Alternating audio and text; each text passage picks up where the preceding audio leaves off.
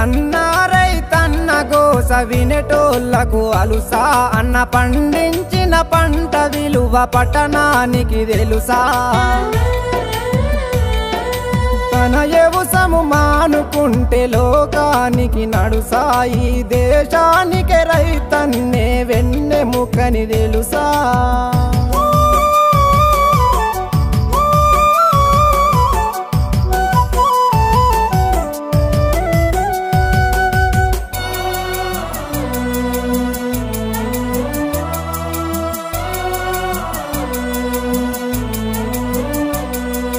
బీడు భూమి పొతం చేసి కోడి మేకలెరువులేసి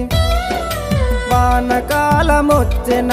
సినుకమ్మకు నోరు జాసి